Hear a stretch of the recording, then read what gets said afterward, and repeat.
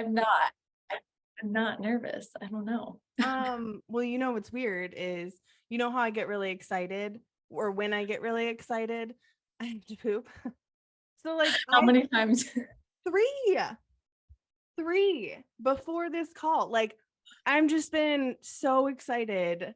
And like even the kayak tour lead lady called like an hour ago and was like, "Hey, is there anyone you guys could get here earlier?" And I was like, "Nope, nope.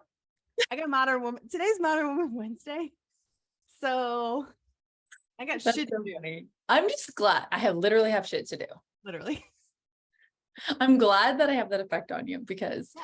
there have been many occasions where I cause you to use the restroom excessively. You do. You do. And even like right before the call, it's like a little tutti frutti. And I'm like, what the I'm so excited. Yeah. I can't. Oh my gosh, that's so funny. The modern woman knows how powerful she is and creates her world with passion. She's intentional about how she leads her life, who she supports, and who she brings around her. She's not afraid to dream big.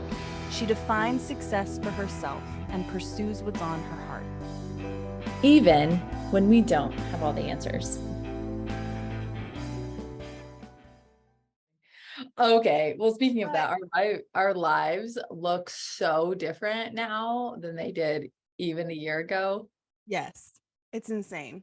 Unlike you're about to go on some sort of kayak, whatnot. Yeah, it's unreal. Well, so right now we're in San Diego. But we just spent like a month in Sedona. Well, not a month, but like a couple weeks in Sedona. And let me tell you, it was Like, insane. It was insane. Okay, first of all, I've heard that like Sedona has like vortexes and energies, and it's such a healing place. And I went in with low expectations, but came out like in love. If I had a dream place to live, Sedona would totally be up there. oh, it was that great. Yeah, it really was. Like specifically Sedona, Arizona. Amazing. But yeah, we were there and we did a lot of hiking, and girl, I did a lot of learning.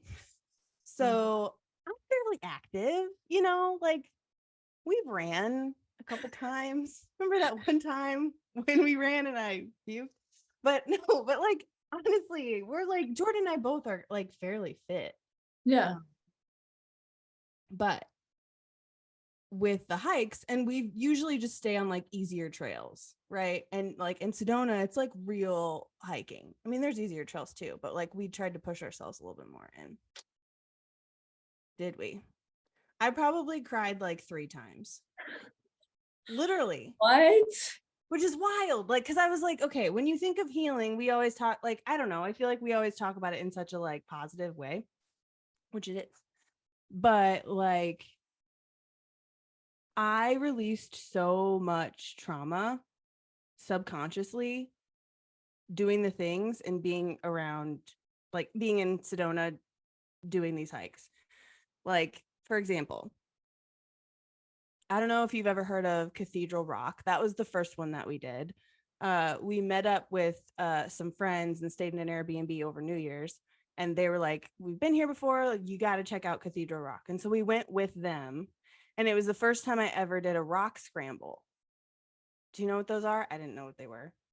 I didn't know it was an official thing, but I've scrambled rocks before. Okay. Yeah, I think so. Like, there's certain, I think, I don't know. It's a new term that I just learned. So I don't know. Okay. I don't know if it is technical, but it was the first time I ever did a rock scramble where basically, like, on the trail, the only way was to climb, like free climb. Now, obviously, it's not like a real, like, people who are real rock climbers are probably like, Cathedral Rock, come on. But like, for me, it was because I had never done that. But since we were with Rachel and Anthony, I think like I saw them do it. So that kind of gave me a little bit of motivation. But then we did Subway, which is like that beautiful, super popular trail where like once you get up, there's like this cave view and it's like unbelievably beautiful. Well, we get there. It's like an unbelievably beautiful hike to it. We get up really early. We actually stay at the trailhead in the van, and we're the second people there. Like there's this one couple that made it before us. And we're like, hey, yeah, is up there where the subway is? And they're like, yeah, it's up there. And we're like, okay. And so Jordan checks that out. So there's like one angle to go directly up. And then there's the other way where it's like super roundabout way with more of like a stair looking rock scramble rather than like 90-degree vertical. And so I was like, looks more appetizing. So I went and checked out that way. But Jordan was like, hey, no, it's over here. He found it. So I go back over. And he climbed all the way up and all the way back down to come and get me. And I go and we're like at the base of it. And he's like, okay, so it's a little bit difficult, but like once you get here, make sure your foot goes there and like you got this. Mm-hmm. And I was like, okay. And so these two people are like watching us, and he's like, I'll be right behind you. And I'm like, got it. And we go up, and I literally hit that point where like I needed to do like full splits to hit that like little ledge for my right foot to like boost me up. And I just like, I'm terrified. At this point, I'm like hanging on this rock, feeling my body like shaking. My legs are shaking. I'm like, there's no way I'm going to be able to pull myself up. Like, I can't do this. And I just started like sobbing. Then I realized like I'm really scared. And me, which is bizarre. Like, I am the person who's like, oh, I went skydiving. Yesterday I just went paragliding in San Diego. Like, I have, yeah, it's like unreal. We have a friend who, when he was getting his pilot's license, I went up in a 2-seater plane with him and we did an engine stall, and not a lick like of nerve crossed over me or fear of any sort. But for whatever reason, like I don't know, 2 feet off the ground, felt like I was gonna fall to my death, and like I started sobbing. Like these people could hear me, and I was like gut wrenching, like I can't do this, like I can't do this, like terrified. And Jordan just kept like he actually kept singing the song I Am, which is like on my personal playlist when I'm having a bad day, and it's like I am resilient, I am, like all these like amazing like affirmations.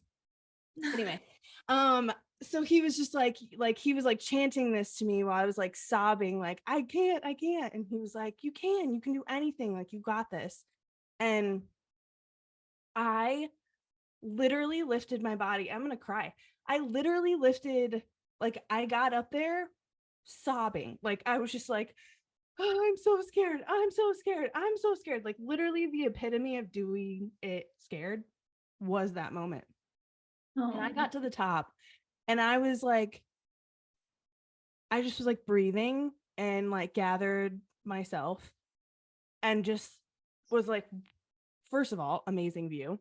But second of all, I was like, what? Like, where did that come from?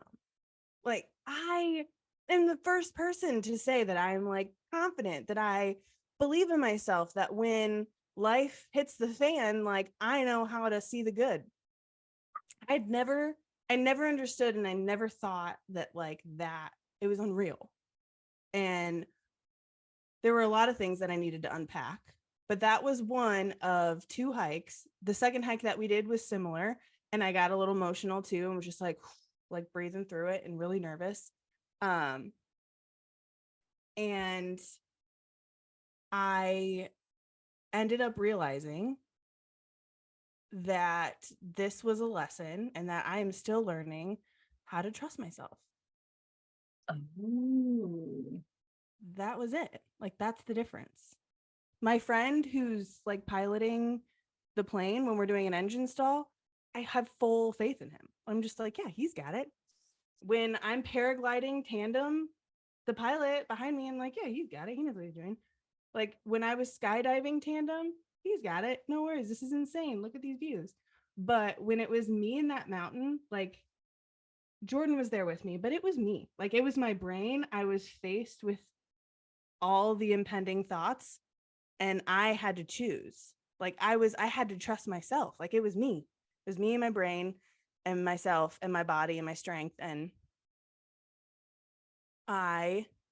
turns out, like I am Thank learning you to trust so much myself. for That's listening to the thing. Modern Woman And Show and supporting Jacqueline and I and yeah, becoming which is our like a truest huge selves. We love you and I we don't are know. so I just grateful feel for like you. what's Remember, really cool if you have is stories or I'm strategies on how you cultivate joy into your learning life, to like we would love accept if my you would share them with vulnerability a us. lot You can more share rather those than stories like by messaging us needing on it all social the time or media like or knowing the right emailing things us to at say and curating my themodernwomanshow life. at gmail.com.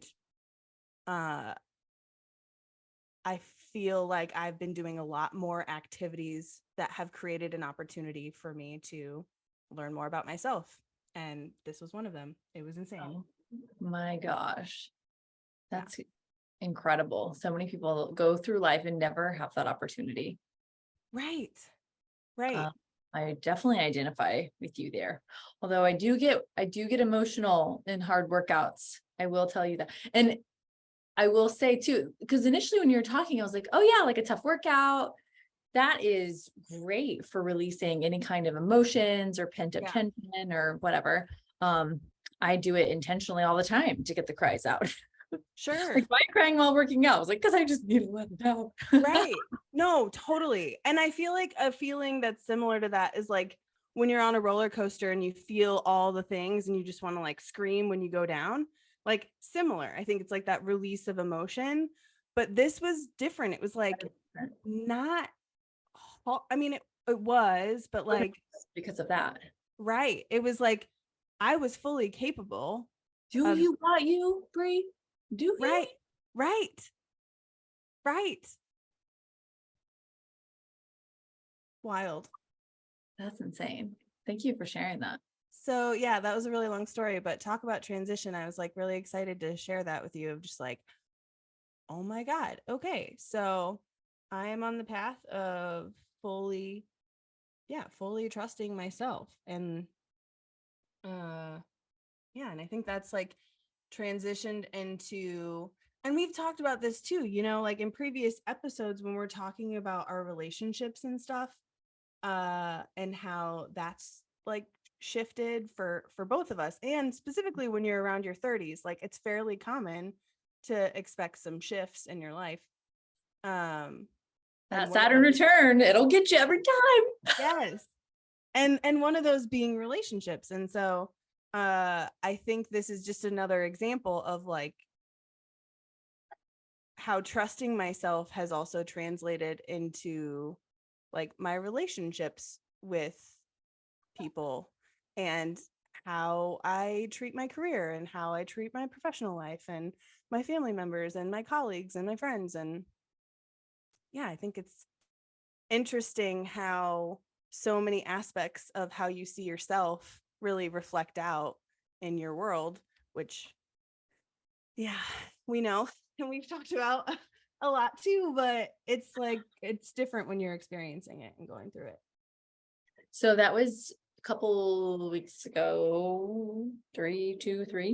Yeah. How has your world or perspective shifted since those moments? I am just more conscious of it. I think I'm more I think I'm less, I lead less with my ego, whereas I think before I'm realizing whether it was like the trusting myself, the inner critic that I used to be with myself, all those things have kind of slowly been lifting and evolving and releasing, and they're not gone. They're just not at the forefront and they're not leading my life anymore. And so I think with all of that combined, I'm baking like a loving cake for myself. I don't know if that's the best analogy, but it's just like the ingredients of my life now are like soft, and I don't know if that makes sense, but it makes sense to me. Like a general softening. Yeah. I'm surprised going through something similar, very different themes. Yeah. Sorry, very similar theme, very different circumstances. Sure. Where for me, I'm gaining awareness around how how much tension is in my body at one time and how it affects myself, everything I do, everyone around me. It's all energy. And so Yeah. I'm learning how to this is going to sound weird. Almost learning how to let life move through me instead Yeah. of me holding it all, because I like physically can't. So it's a little bit of trusting myself, trusting the world, trusting life, trusting my family, and just like surrendering, like, okay, like this isn't for me. Let it go, let it release, and then go back into it. Because when I hold all that tension, I walk around like stiff, like with this Mhm. in my butt. Mhm. And I don't notice I'm doing that until I hear from Rudy that Aubrey's like, Mom's always grumpy. And I'm like, what? No, I'm not. Mhm. Am I always grumpy? Yeah. That's feedback. So for me, it's like a general awareness around like that hardness and why it's there, but also like all you have to do is like release. And Yeah. that's the general softening that I'm experiencing. Yeah. And it Oh, affects I it. love that. Yeah. Like when someone comes in the room and I'm working, instead of being like, what? Right. Which I'm really good at. Like I'm in masculine do mode. What? Yeah. Being like, oh my gosh, like you're the most important thing to me right now. And I understand boundaries and the whole work life thing, blah, blah, blah. I work at home. So this is like a Yeah. constant and what I'm dealing with. But like the softening is like, just let it happen. Just like let life happen for a second, Jacqueline. Yeah. That's my Well, softening. I love that. And I love the idea of letting life move through you. What I think about that idea is also not, for me, it's like not being impacted by the world in any facet too, is like, I think that's the true glow up, is when we're able to like receive comments from Aubrey or like our kids or our family members or our colleagues or our bosses or our husbands, our spouses, like that might be critical. I think it only has life if you give it life. And that's been a huge thing that I've been learning too, is like, which is what I think I meant when I was talking about becoming more okay with my vulnerability and even the direction we're going with the podcast. I feel like that's kind of what we're trying to do, is like, we're just unlearning and deconditioning and rewriting all the things. And that's exactly what we're doing, is we're like sharing our experiences and letting life move through us and on our own terms. Yeah. Yeah, it's interesting as we talk about transitions, because that's a very different way of living life than we did a year ago. 100%. I was so upset if what I was doing wasn't working how I thought it should. Yeah. And if somebody else changed things up, I was like, fine, that's all good. Let's go with the flow. But if I changed things up or someone in my family changed things up, I was like, what? And even if I thought I was easygoing, turns out wasn't. Right. Which is amazing. Like, I feel like that is pitched to us throughout our entire life, to be easygoing, like be chill, be relaxed, be laid back. Like, even if you do have a preference, don't talk about it, because like, think about how it impacts the team, or think about how it impacts Susie Q, or I don't know. Like, it's like so liberating to just also kind of release that idea and say, how is this impacting me and my life? That's something that I've learned a lot with like the trusting myself and the letting myself make mistakes and the like defining what my priorities are in my life and like really like who I am, because I feel like an infant in this world right now. And I do. It's like new now. I've been like shedding, and I thought that was going to be the work. Like the real work was going to be bringing self-awareness to myself and who I was a year ago. I thought that was the growth, that was the hard work. And boy, am I wrong. I like let me just tell you, the work that I feel like is the actual work is then putting my money where my mouth is. Like, now you brought self-awareness to it. Amazing, phenomenal, great. Now you're not as critical. Now you have great coping techniques when you are critical. And now you have created this great structure within your life, and you're loving yourself more and forgiving yourself more, and awesome. I think the hardest reality is realizing that a year ago, who we were, that critical version of ourselves, that like busy version of ourselves, also created a busy and critical world.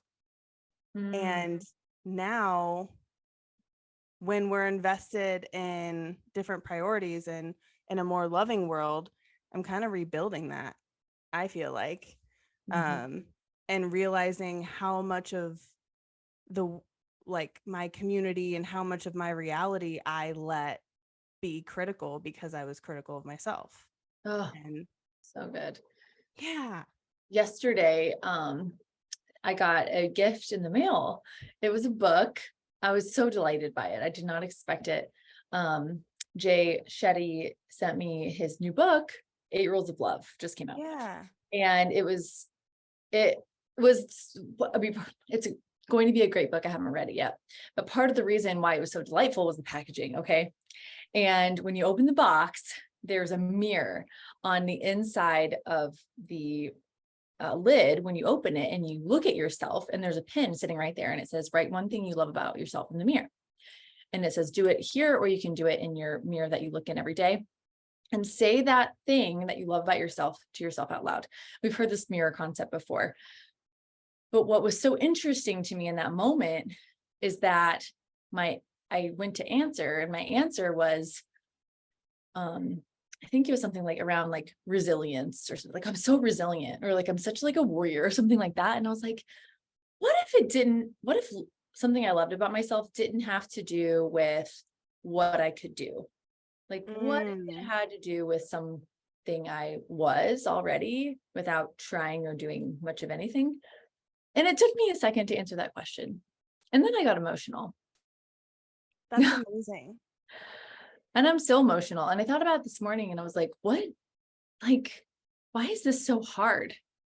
Because, one of the concepts of something really easy to both of us is looking at the best in other people. And I can see others' potential, right? And like, we can see what the good in others, and we can love them despite whatever they show us. Yeah. But in ourselves, why is that so hard? Yeah.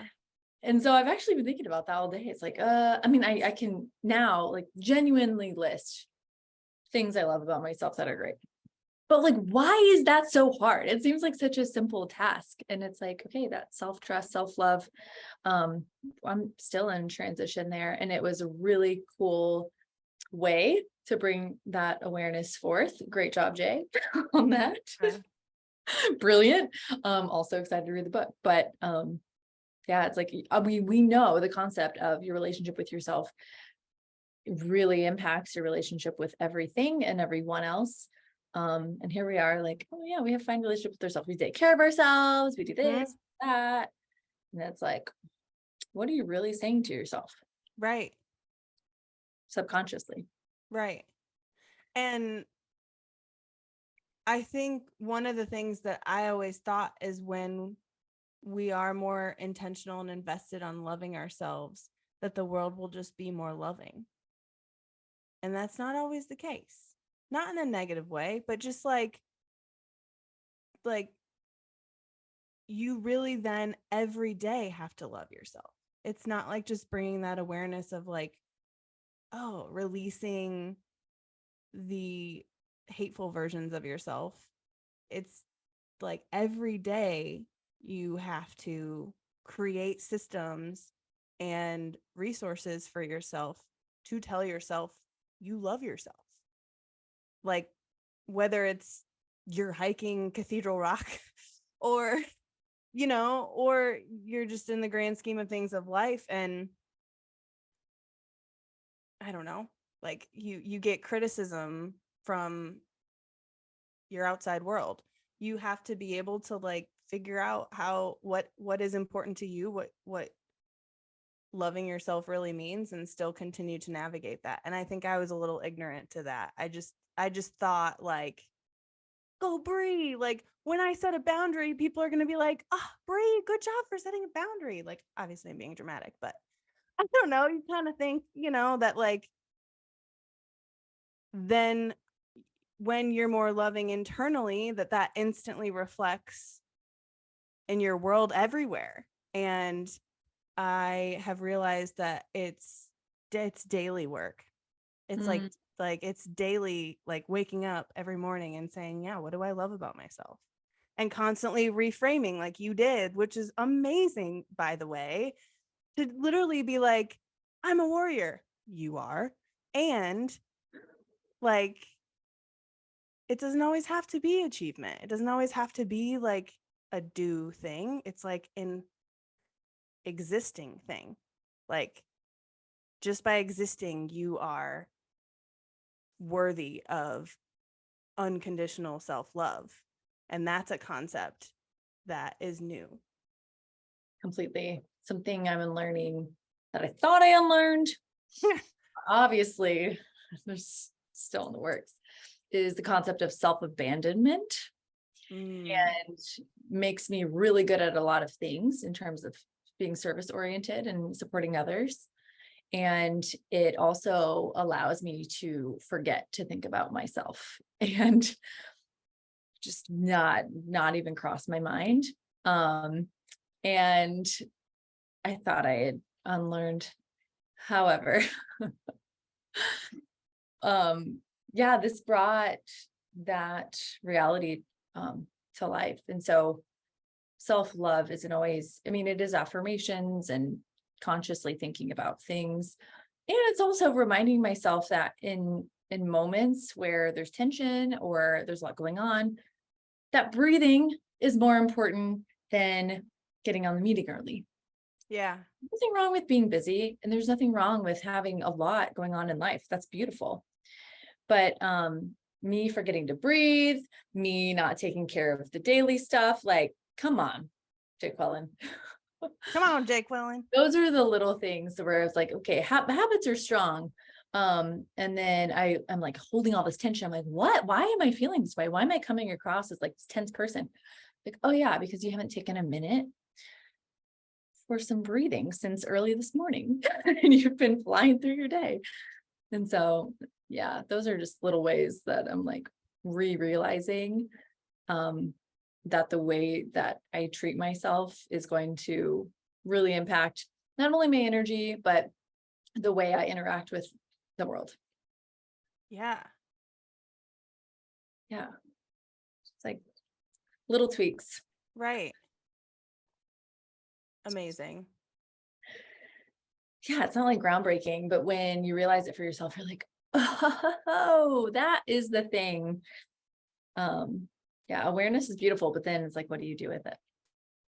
Yeah, it's like self-awareness first, and then action second, and then like action, like deep action. Wait, what's action again? Action. Because I feel like then you're like tested.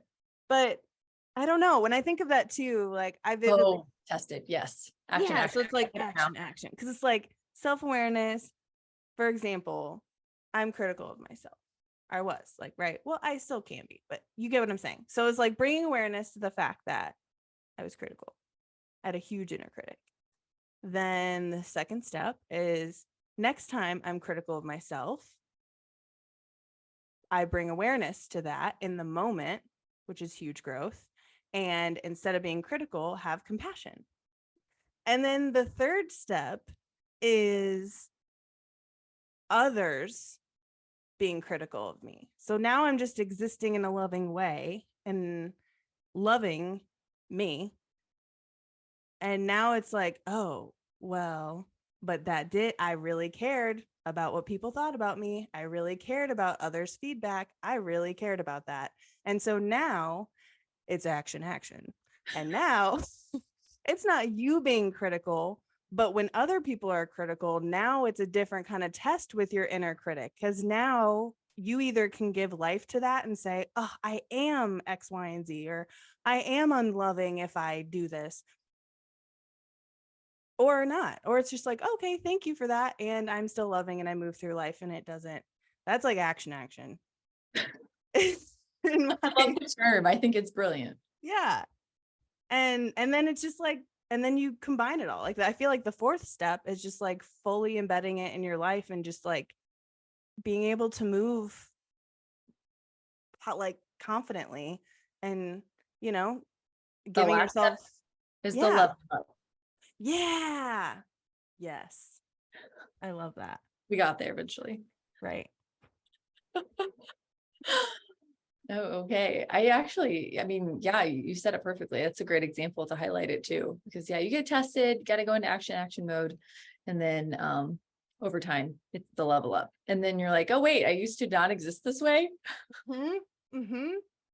And then a year later, you have a conversation about it and you're like, oh my gosh, I used to not exist this way. Yes. And you probably aren't even going to think like, I don't know. I envision myself not even probably being critical of the fact, like it's then you just have this like immense amount of love for past versions of yourself too, of just like, oh wow, like I got here and that was part of it. And I don't know, some days it's easier said than done, but some days I am like, ugh, still critical of that past version of me. Like, Yeah. duh, Brian. Yeah. And part of action too, I think is delete. Because it's not always about adding more. Sometimes it's about stopping Yeah. and focusing. We've talked plenty of times about how our energy is big and we can do all the things, and there are a lot of people, and especially women out there, who identify. But anyway, when I think about doing more right now, I'm like, there's no way. When if I'm going to make big changes, it's going to be stopping something. I feel like I feel that energy from the world. Like I feel us moving in a direction of less. I feel like we see it everywhere. We're just like, less is the new more, because then thank you. Yeah, I feel like it's just like less is the new more, in the sense that then you're more you. You're more intentional. You're more present. You're more loving. And that's more of the kind of more that I want. More me. And you've talked a little bit about doing less. I'm curious if you are still deleting things, or if you're at a place where you're like, I like where I'm at in terms of the amount of things I do, or if you're, ready to jump into more things. I'm just, curious how that wave has gone for you. Absolutely not. I am not done deleting. I'm like still deleting. My finger is still on delete. I like really, I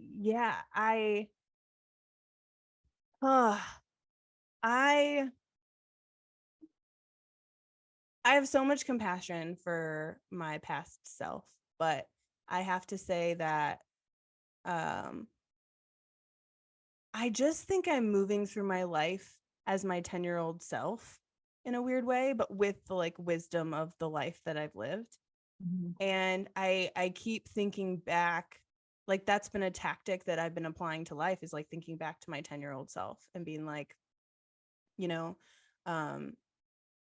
what did 10-year-old Bri care about? And what with those priorities, like what parts are aligned with me now and my 10-year-old self? And I've been loving living that way. And I think particularly because of my life experiences, but I've done so much. Like I told Jordan the other day, if I died today, I've still lived probably 5 lives like of other people, like in my only 29 years of life. And I was told that religiously when I was a kid, particularly when my mom passed away around 13, of just like, oh, wow, Bri, like you've gone through so much. Because at that time, I still had like my epilepsy diagnosis. I had died at 10, so it was like by 13, it was like, yeah, I kind of have. But now I actually like feel the love and compassion and wisdom that has gotten me here. I just have that compassion for that 13-year-old Bri or that 10-year-old Bri, and I'm just like, yeah, man, I just want to play. Like I just want to be a kid. I just want to be loving because and sometimes I don't know. I'm trying to think of how to articulate this. Do not let me fool you. I am still very frustrated at times in life that I had to go through so many things, and yet I am so grateful for it. I'm getting emotional because it was like this year was 16 years without my mom.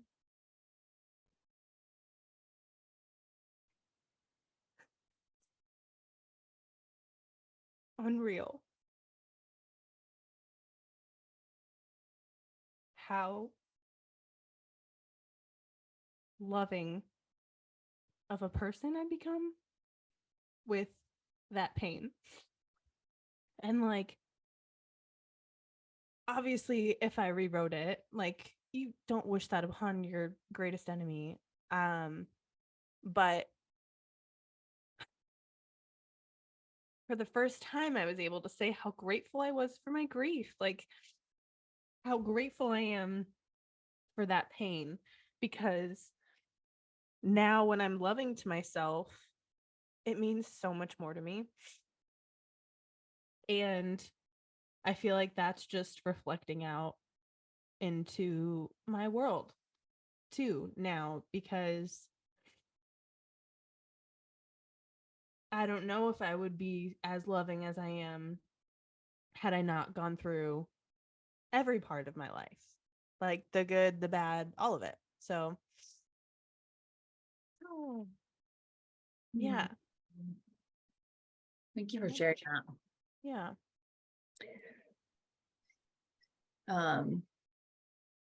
Yeah, no, I started thinking about astrology, so sorry. Natural.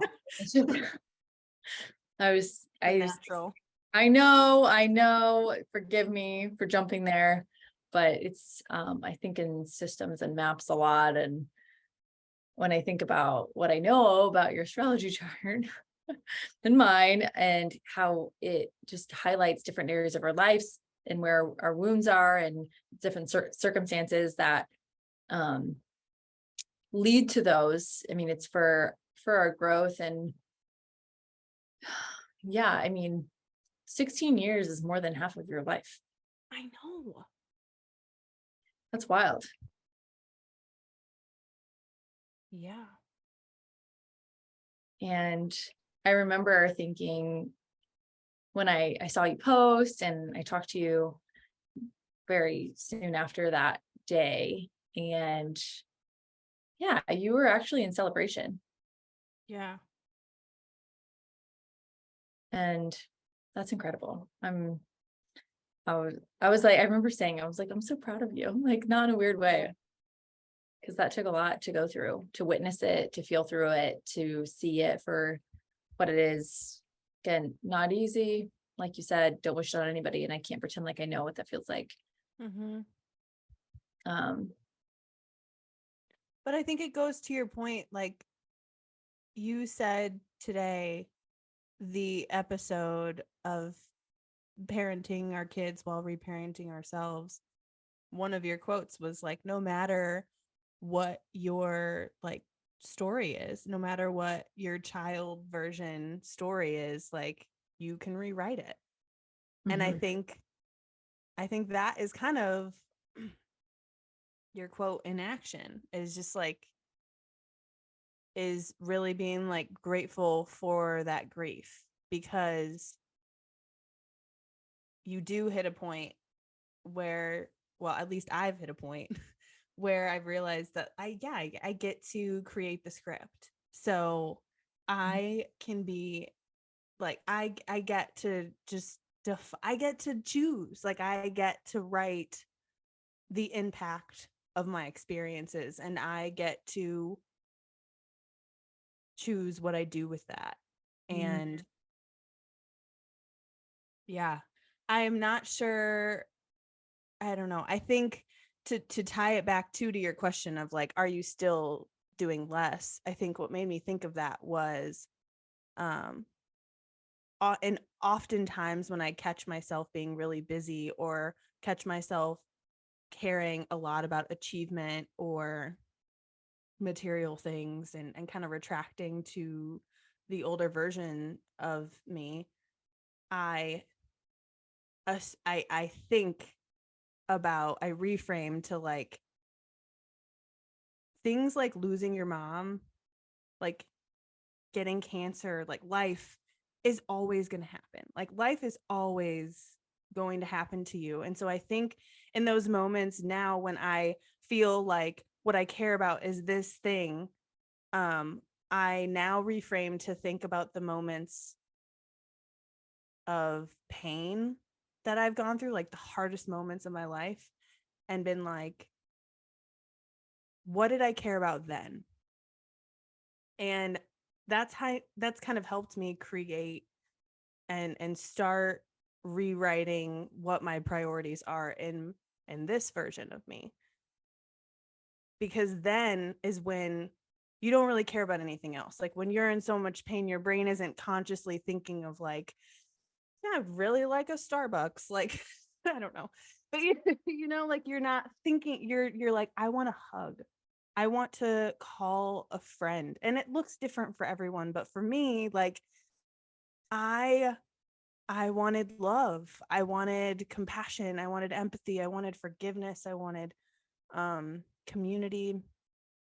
And those were my priorities. And so that's been kind of how I got to like, how like, why has less been important to you?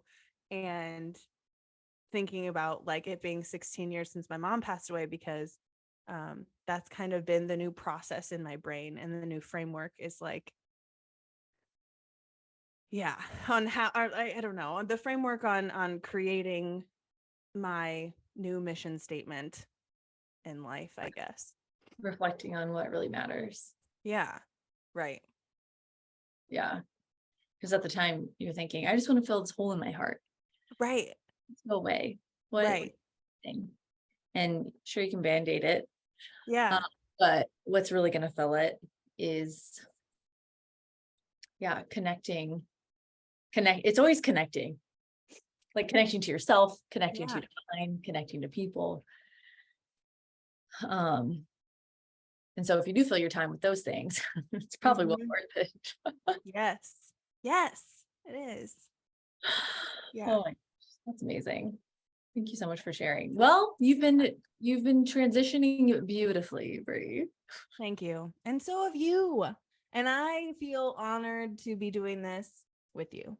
So Thanks. mean, it feels like a hot mess express station over here, but I think that's part of it. Exactly. It's totally part of it. It's totally part of it. And just like moving with the wave. I think that was actually my reminder for today. From the pattern. My current pattern reminder was to ride the wave, essentially. Like, I am in a momentary, like, part of my life where I may not have control of it. And it's my responsibility to just kind of lean in and trust. That's incredible. The pattern's been dealing up some really potent truths lately. Right? I'm like, what's happening out there? Yes. Some stuff is happening. So thanks for that reminder. Like, I'll read it and I'm like, oh my gosh, what? I feel like there's some huge things happening. It's probably one of the reasons why we're, our lessons are so potent, and but we can notice them, two, understand them, put words behind them, reflect on them, because how many times are we served up opportunities to learn things and we either ignore it or don't realize it's there? Right. And right now I'm like, it's right in my face. Yeah. I bring a lot of levity to it, but that's the only way to do it. It is. Right. Last night, just a quick story. I told Rudy, I was like, I just need like an hour. And you know what I want to do with that hour? I want to go for a walk. You know where I want to go? To Target. Amazing. I don't want to necessarily buy things. I want to just walk in each aisle, and I want to touch everything, and I want to put things in my cart, take it back out. Like, I just want to be there by myself. That doesn't happen ever. And he's like, okay. So of course, you know me, at the same time, I'm listening to something for work. And it was personal development. It was like a live session that my CEO did, which is really good. But the whole conversation was around whole life assessment and really looking back at the last 30 days of your life, and asking yourself certain questions in order to learn and put a stamp on it and then do something with it this month. And so I was in that reflection mode anyway, because of all the stuff going on. And then going through that in Target, I was just like standing. I remember standing, I was like in the pants aisle at Target. It's like for women's pants. And I'm just like feeling all those pants. They all felt hard, by the way. I didn't buy any. I like soft pants. But anyway, I was standing there and I was like, oh my gosh, like, I am learning so much around things that matter. And yes, I'm learning things that work, but the things that matter, and this like new awareness that I'm bringing in, like, where am I going to lean in? What am I going to delete? I was just like, oh my gosh. And I had like this existential moment in the middle of Target in the pants aisle. And I remember like taking my phone out and like taking notes. And I was like, I don't want to forget this stuff. But honestly, I didn't take the notes because my phone ended up, I lost my place in the podcast. Anyway, long story short, I finished my notes today, and it was just to come full circle. It like actually taking the time to think through and reflect and review is really the reason why we're able to learn the way we're able to learn, and reflect on the opportunities to learn that are served up to us in our everyday life, like the pattern is telling us. And so again, part of this transition is not only learning all these things over the last year, but learning things faster from our life's greatest teacher. Yes. Colleges. Yeah. Okay, that's amazing. Yeah. Thank you for sharing Of your course. Target insights. God, I love Target. It's so funny. You know what? I love Target too, but lately, so it was my first job coming out of college. Yeah, I forgot. I still have nightmares. I'm not kidding you. I've had 3 Target nightmares in the past month, and all of them have been around Jacqueline, you got to go back to work at Target. And it was like the toughest point. Honestly, I've done harder things, but back then it was like the toughest thing I'd ever done. Right. And I like have all these nightmares about them calling me back in and me needing to like work 70 hours in a week. And I'm like, I wake up and I'm like, no. So to have that moment in the middle of Target, where I've had a lot of cry moments in the middle of Target, but for other reasons, was actually funny. That's amazing. And Thanks. I feel like kind of it came full circle there. Oh my gosh, now and- you're bringing it home for me. Yeah, I mean, now you have an association of like new version of Jacqueline, insights, level upping. Yeah, Versus and being now- like tired and sad and upset that people are mad at me and my yes, teeth falling off and all of that. right. Yeah. Anyway, Stressful 70-hour work weeks. right. It was actually a beautiful moment. So don't worry, Target. I still love you. Okay. Well, this has been amazing. Thank you so much. This has been amazing. I love you and thank you for sharing and holding space with me. Mwah. Thank you so much for listening to The Modern Woman Show, where Jacqueline and I are becoming our truest selves. We are so grateful you're here. Remember to share your stories of growth with us too. Message us on social media or email us at themodernwomanshow@gmail.com.